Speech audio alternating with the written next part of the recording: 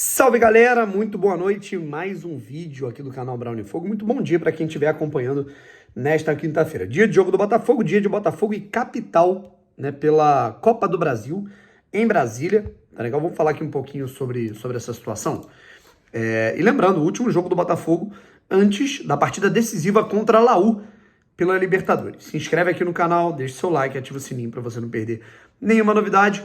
Aqui tem vídeos, dois vídeos aqui por dia, pelo menos, sobre o Botafogo, sobre as situações do Botafogo, né, tudo.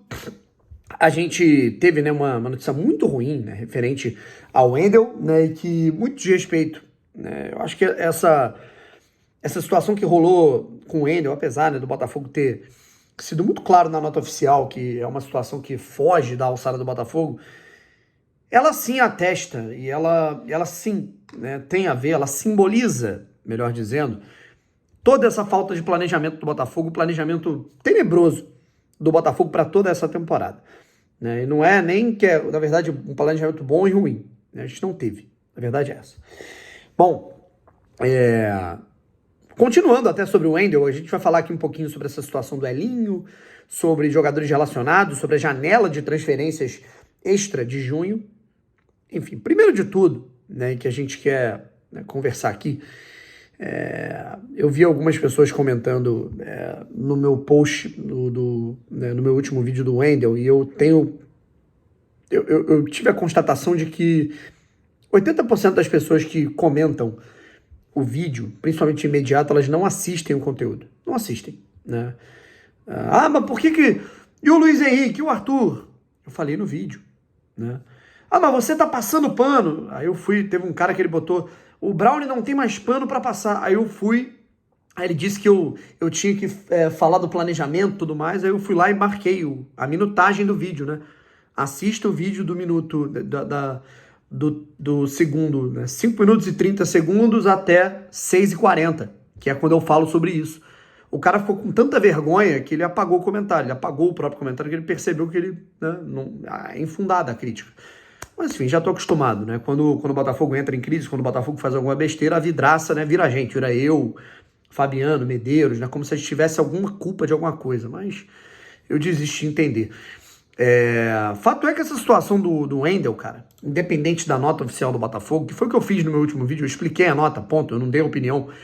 Ela é essa história, né, como um todo, imprensa brasileira, imprensa russa, nota oficial do Botafogo, ela tá muito mal contada. Na verdade, essa história está mal contada. Porque o Botafogo conseguiu vender o Luiz Henrique. O Botafogo conseguiu comprar o Arthur.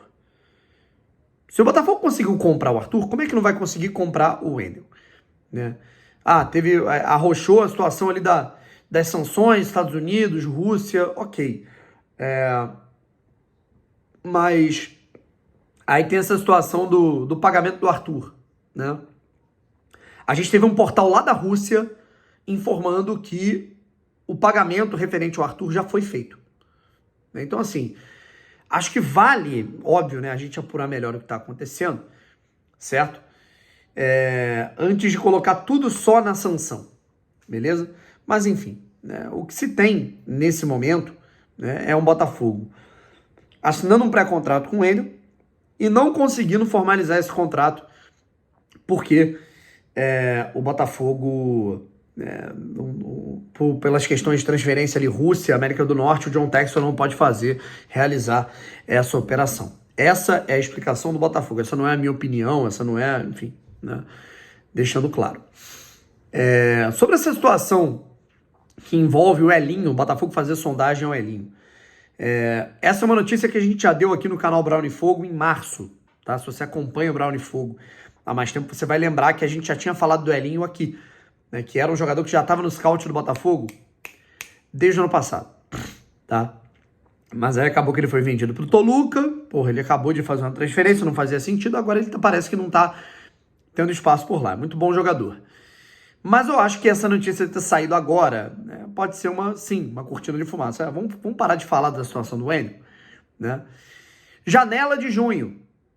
E aí a gente tem o quê? 11 dias, né? Nós temos aí menos de 2 semanas até a abertura dessa janela extra, tá?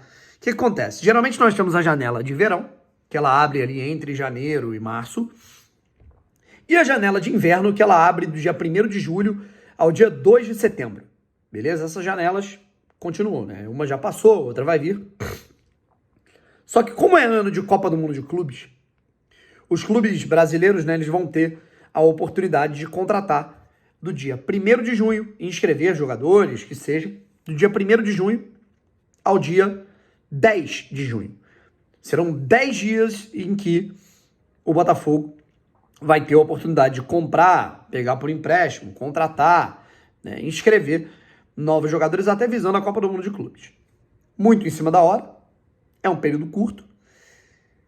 Ao que tudo indica, a gente vai com praticamente isso aí que a gente está tendo, e isso aí que a gente está tendo mesmo, né, porque tem alguns jogadores que estão lesionados. Enfim, tá muito difícil, né, e falta de aviso pela preparação, pelo planejamento lá atrás, não foi.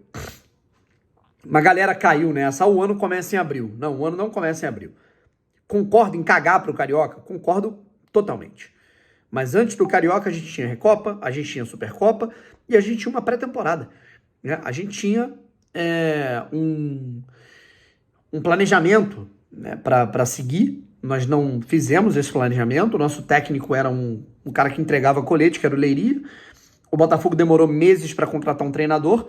E aí, mas eu gosto do Paiva, Brownie. Beleza, você tem todo o direito de gostar do Paiva. Mas o Paiva estava disponível no mercado desde o início do ano. Era só ter ido no começo, né? Parece que foi tudo feito de uma maneira muito bagunçada, né? E quando você faz tudo muito em cima da hora, você não tem margem para erro, né? A margem para erro é muito, muito curta, né? Quando você detecta um erro que você cometeu numa janela, numa situação em janeiro, fevereiro, certo? Você em março, abril, né, maio, você resolve. Quando você detecta esse erro em maio, meu amigo, fudeu. Já tá no olho do furacão. É Campeonato Brasileiro couro comendo, é Copa do Brasil, oitavas de final, é Libertadores chegando, né, a gente tem que vencer um jogo pra não ir pra porra da Sul-Americana. Correto? Então, assim, isso é significativo, cara. Ninguém vai me convencer o contrário. A gente tem que ser grato ao Textor, sim, né, um cara que colocou o Botafogo nos trilhos, beleza. Mas a gente não pode deixar de falar o que aconteceu, cara. O planejamento do Botafogo em 2025, independente de quem chegue, vamos dizer que em julho chega um baita jogador, chegam 3 baitas contratações. O Botafogo é campeão da Copa do Brasil no fim do ano, Deus queira, que é a competição que eu quero ganhar. Mas não vai anular o planejamento bizarro que a gente teve nessa temporada, rapaziada. Não vai, não adianta, certo? Enfim, o Botafogo terá do dia 1º de junho ao dia 10 para contratar para a Copa do Mundo de Clubes. E agora com mais uma lacuna a ser preenchida, já que o Botafogo, sabe, se existia essa tensão geopolítica, né, obviamente se sabia disso, né, quem acompanha o mercado, né, quem tá ali sabe disso, né, se sabia que seria um problema, já que o Vasco, eu falei isso no meu último vídeo, né, mas os cornetas aqui do canal, os caras que me odeiam, eles ignoram isso, né, o Duqueiroz, ele tentou ser contratado pelo Vasco e teve o mesmo problema em janeiro de 2024. Todo jogador que você tenta contratar da Rússia, irmão, tem que ligar o alerta. Tem que ligar o alerta pelo que está acontecendo. Esse alerta não foi ligado. Enfim. Botafogo vai enfrentar o Capital amanhã, tá? Com a vantagem de 4 gols. O que se tem de informação é de que Gregory, Vitinho, Alex Telles, Marlon Freitas e Igor Jesus não viajam. O Botafogo deve ter um time, né, assim como teve no primeiro jogo, totalmente reserva. E é isso.